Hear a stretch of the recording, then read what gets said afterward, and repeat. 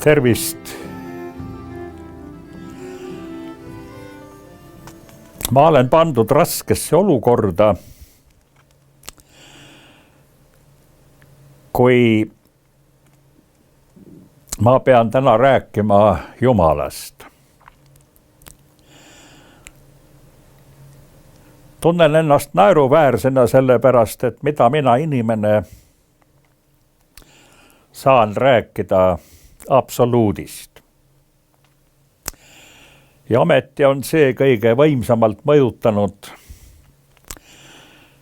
üksikut inimest, rahvaid ja olnud kultuuride ja tsivilisatsioonide rajamise aluseks. Seega on see küsimus inimese jaoks alati oluline ja keskne isegi siis, kui ta seda ei tea, sellest ei mõtle, sellest ei räägi. Alateadlikult on see tegur, mis mõjutab teda kogu aeg. Sellel nii delikaatsel, aga olulisel teemal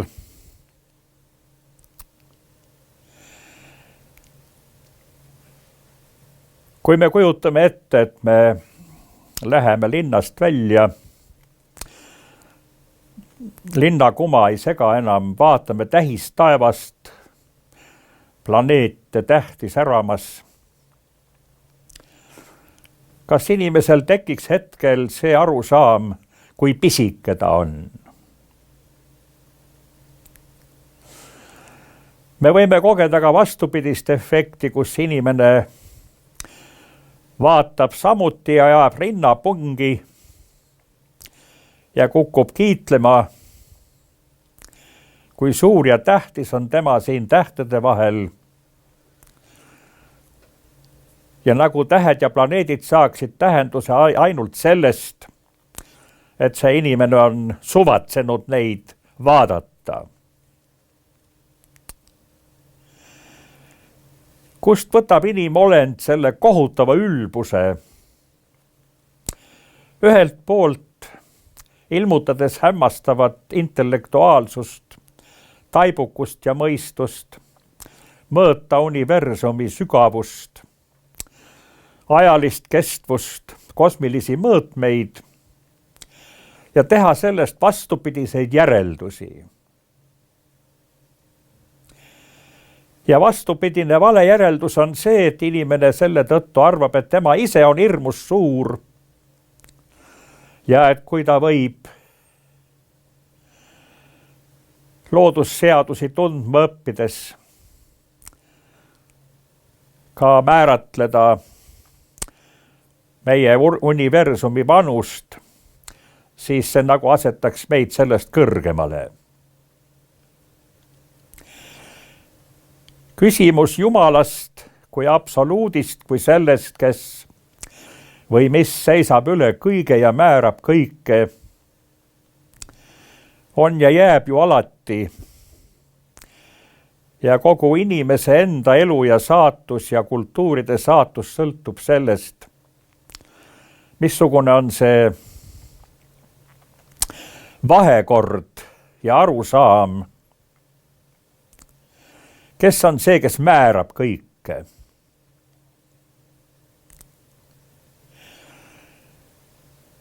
Kas maailm, mille vanust me mõõdame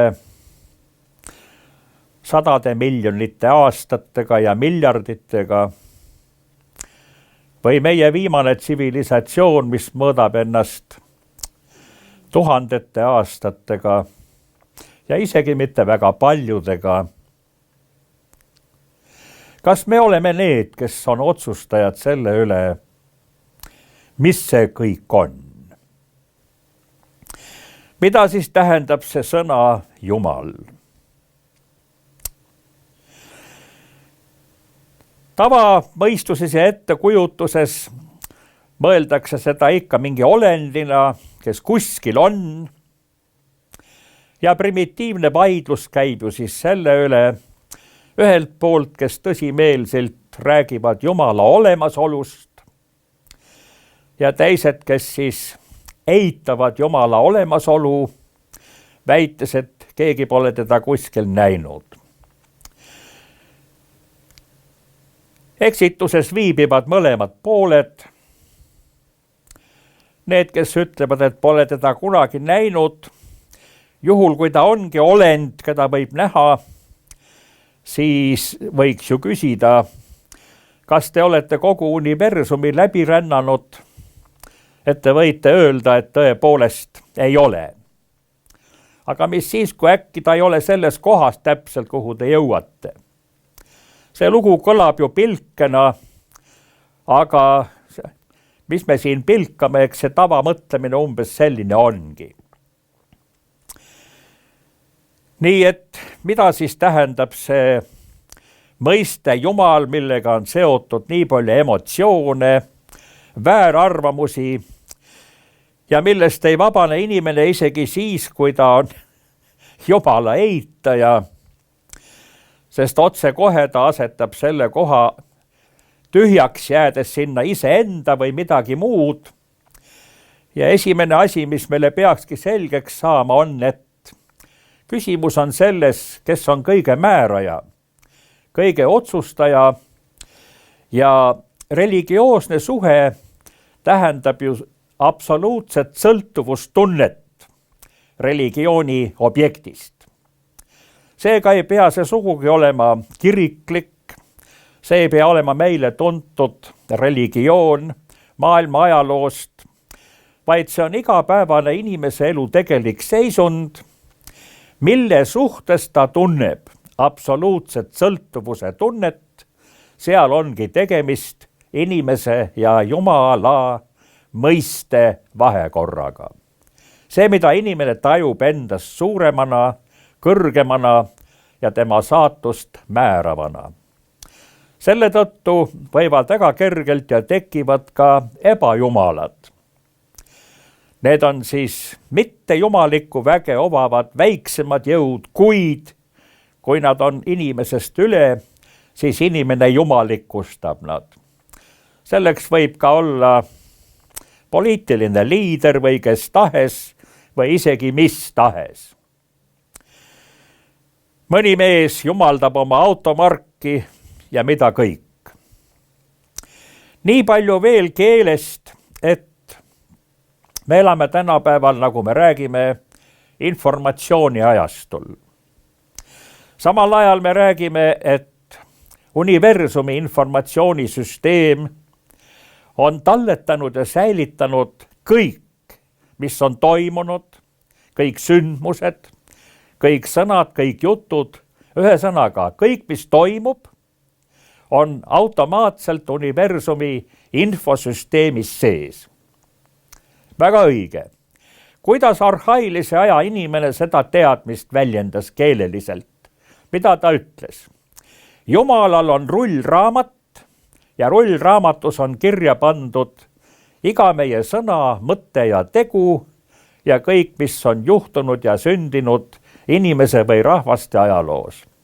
Näete, üks ja seesama asi on väljendatud eri sõnadega. Arhailise aja Jumala rullraamatust on saanud tänapäeval universumi infosüsteem. Sisu on sama, tunnetatud tõde on väljendatud ainult eri viisil.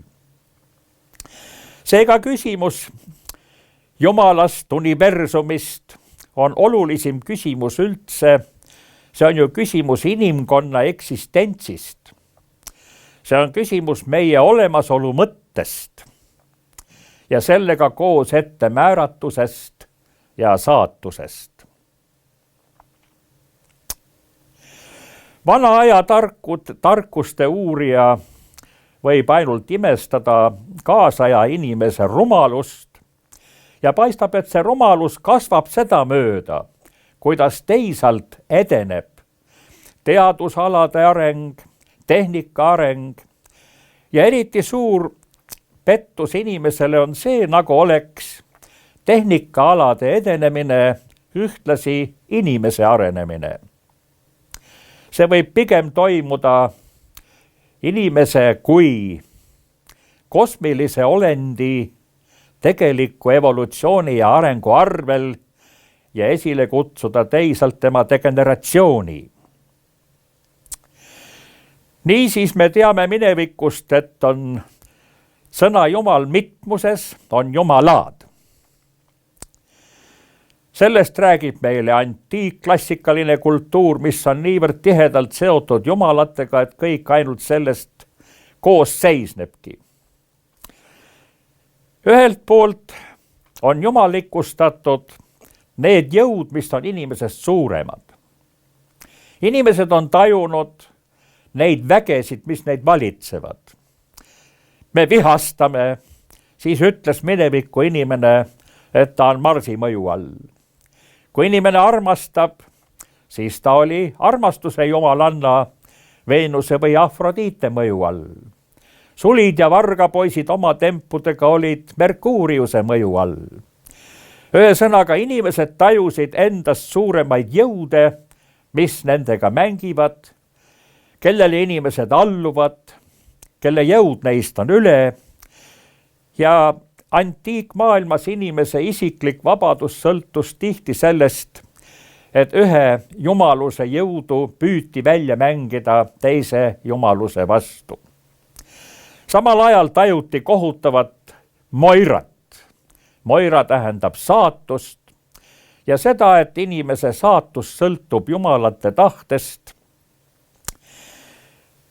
Ja see saatus on inimesest üle. Ja küsimus inimese vabadusest sealjuures oli siis väga piiratud. Ühelt poolt oli ta saatus määratud, teisalt oli tal teatud piirides tahtevabadus oma saatust ka kujundada. Üle kõige valitses aga ettemääratus. Ettemääratus oli kosmiline. Kosmilised protsessid on need, mille vasta inimene mitte midagi ei saa. Kui oma saatust saab suuresti mõjutada ja määrata, siis ettemääratus on see, mille ees inimene on täielikult jõuetu, see on kosmiline, sinna ei saa inimene midagi parata. Need on planeetide orbiidid, need on regulaarselt korduvad taevakehade kohtumised, millega kaasnevad maised kataklüsmid. Ja need maised kataklüsmid, mis on kosmilised, on määranud alati tsivilisatsioonide eluea ja pikkuse. Nii et meil inimestel ei ole palju, millega hoobelda. Me elame kohutavas enesepettuses. Me hindame ennast üle ja teisalt alahindame ennast jälle seal, kus meile antud imelised jumalikud võimed, me nagu salgame maha ja ei kasuta neid. Selle hämmastava, mõõtmatu universumi tajumiseks ja mõistmiseks. Absoluudi higaviku lõpmatuse tajumine inimhinges, see on kõige hämmastavam omadus, mis inimolendile on antud. Ja vaat selles igavese, lõpmatu, absoluutse ja ajalise kaduva kosmilise vahel on inimolend ja inimolend ühelt poolt, kes ilmutab ennast füüsilise keha läbi, on samal ajal kosmiline olend.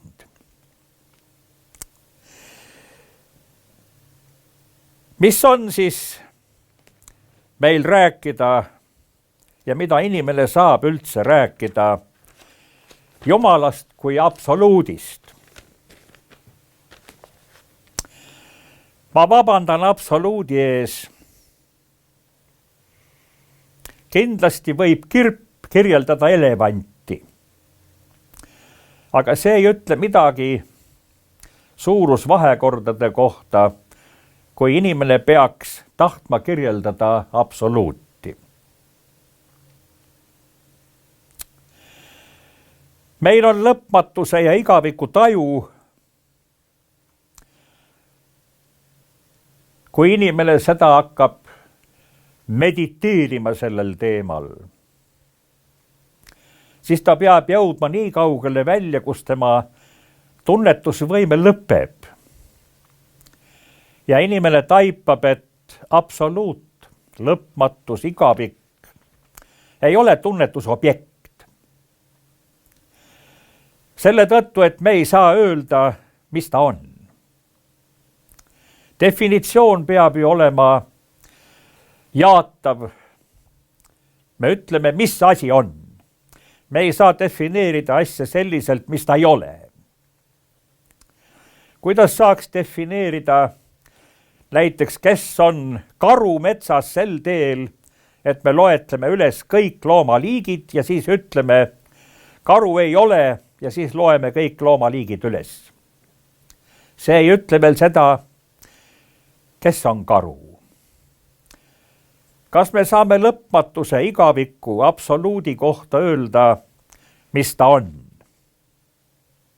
Ta on, mis ta on, see on kõik, mis me saame öelda. See ongi absoluudi mõiste, mida me nimetame Jumalaks selle sõna täies ja õiges mõttes. Ja Jumal ei ole ju nimi, vaid Jumal on selle seisundi väljendus, mille ees inimese mõte lõpeb. Vana-Hiina filosoof Lao Tzu on selle väga hästi ära formuleerinud, öeldes, iga nimi, mis nimetatakse, pole õige nimi. See tähendab, et nimetus piirab juba ja ei väljenda iialgi asja kõige sügavamat olemust. Mida me saame siis rääkida absoluudist selliselt teda tajudes? Me peame üles lugema ainult pikka rea asju, mida absoluut ei ole. Aga see ei ütle seda, mis absoluut on. Me saame rääkida siis, kui tohib kasutada sõna tunnetus, mis on filosoofiline termin, või ütleme Jumala tundmine, kuidas me tajume seda oma sisimas, oma hinges, oma teadvuses, siis on kahesugune see tee. Üks on siis katafaatiline kreekakeelse sõnaga, see on jaatav. See on see, mis püüab määratleda, mis või kes Jumal on, see tähendab, kuidas inimese tajus me seda siiski läbi elame. Samal ajal absoluudi tunnetus tema õiges tähenduses, see tähendab tema haaramatuses, mõistmatuses. Ta libiseb inimese tunnetusest kohe välja. Saab olla ainult apofaatiline kreekakeelse sõnaga, see on eitav. Me saame ainult öelda, mis ta ei ole. Ja tõrjuda ta siis selle läbi oma tegelikku olemisse. Aga oma tajus me tohime ometi katafaatiliselt või siis jaatavalt kirjeldada seda, mida absoluudi tunnetus või absoluudi tajumine, lõpmatusse hajumine, igavikust mõtlemine, et see on üliolemas-olev olemine, see on ülihüve, see on üliilu, ülihüve viib heldusesse. Agathon kreekakeelse sõnaga. Selle tõttu ka kuninga võim, mis on samuti taevast päritolu, pidi kuninga valitsust iseloomustama mis? Ilu, aga kindlasti heldus. Valitseja pidi olema helde. Valitseja pidi olema oma üleolekus halastaja, armuline. Temale omistati neid samu omadusi, mis inimene oma tajus omistab üli olemasolevale olemisele. Hüvena on ju see algus kõigele, iluna ja üliiluna kõige lõpp. Püha Augustinus on formuleerinud oma esteetikas selle väga kenasti öeldes: esteetilise ilu ja loomingu maksimum on kogu universum, kogu maailma kõiksus, kui ülim looming, ülim ilu, ülim hüve. Ja selles maailma kõiksuses on ettemääratus, mida me nimetame jumalikuks predestinatsiooniks. See on nii kummaline, kuidas inimese tunnetusvõime nagu kustub ja avardub kuskile mujale. Mis on see, mis on kõige täius, ülitäius? See on see, mis on tegelikult mitte midagi, mitte milleski. Jälle jõuame selle eituse vormini. Sellest eitavast teoloogiast või filosoofiast saavad inimesed ju sageli valesti aru, nagu see oleks Jumala enda eitamine. Isiksusena tunneme me Jumalat oma elus kolmainsusena, see tähendab, kuidas me teda kogeme. Me kogeme seda, et on loomine, et on loodus, et on looja. Teisena kogeneme seda pojana. Kristus kui poeg, temas väljendub inimlikul kujul see, mis peaks olema ka inimeses jumalikku. Selles jumalikustumises kristlikus mõttes väljendubki hinge evolutsioon. Ja see saab toimuda ainult selles samas väes, see on siis kolmainsuse kolmas isik, püha vaim, ilma mille hingestatuseta inimene ei ole suuteline maisest dimensioonist ülenema kosmilisse, kõrgemasse, taevasesse dimensiooni. Ja seega jälle siin on kummaline sõnastus, millest nii suurepäraselt ja võiks öelda inimmõtte kõrgema tipu saavutanud teoloogidest, kes elasid esimesel 1000 aastal ja keda me nimetame kirikuisadeks. See mõtlemiskvaliteet, mõtlemistase, mis nendel meestel on ja need formuleeringud, see peaks olema kogu filosoofilise mõtlemise lahutamatuks ja esmaseks aluseks. Kõik uusaja filosoofia on selle kõrval natukene lapsik ja pinnapealne, sest nad ei lähtu viimsetest ega algsetest printsiipidest, vaid kuskilt vahepealt, ilmingutest. Ja nende ilmingute seletamine jääb alati puudulikuks, kui sinna ei võeta algmõistet absoluudist, igavikust, lõpmatusest. Seega võib selle teema võtta kummalises niisuguses dialektilises vastuolus kokku. Kui Jumal on valgus, ülivalgus, siis see on valgus seestpidiselt inimhingele. Nii nagu päike on valgus välispidiselt ja füüsiliselt. Mismoodi on selle kahe valguse omavaheline suhe? Keegi ei saa vaadata üksi silmi päikesesse. See valgus on liiga ele meie silmadele.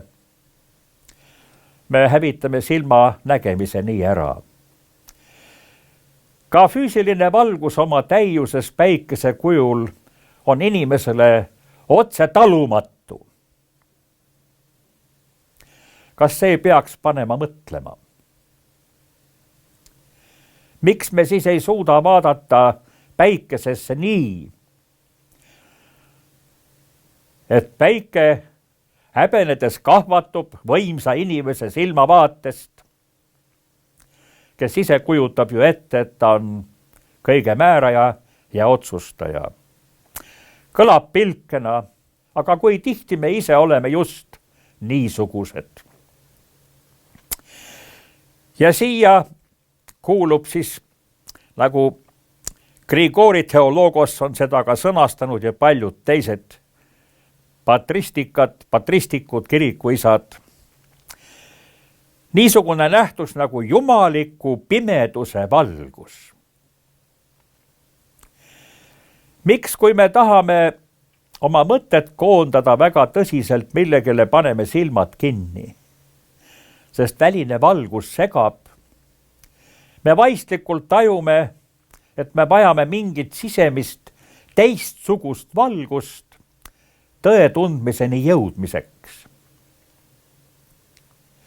Meditatiivne seisund tõene tungimiseks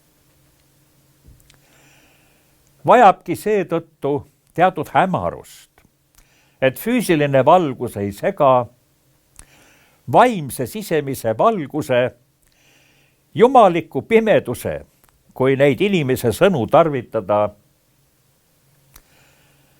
mõistmise ja tajumiseni ja oma hinge valgustada laskmiseni. Seega peaks olema absoluudi tunnetus inimesele kaasa sündinud loomulik omadus, sest see ongi see, mis teda inimeseks teeb. Mina ei julge öelda, et loomadel seda ei ole. Me võime ainult öelda, me ei tea, aga veel ausam oleks öelda, iga loodud olend tajub absoluuti, seda, mida me jumalaks nimetame. Kas ei ole ka see üks meie inimlik ülbus, et me arvame, et meie oleme targad ja loomad on rumalad? Kui vaadata seda, kuidas elavad metsaloomad ja meie, siis peaks pigem ütlema midagi vastupidist. Kas ei oleks meil natukene aeg oma ülbusest alanduda looma tasemele mitte halvas mõttes, mis näib inimesel kergelt käivat, vaid loomatajudele kõrgemas mõttes. Tahaksin selle väikese mõtiskluse lõpetada üleskutsega meile kõigile, loomulikult ka iseendale. Hoidugem ülbusest. Säilitagem proportsioonitunne selles suhtes, mis on suur ja meist üle. Ja mõistkem oma tegelikku kohta ja seisundit selles loodud maailmas.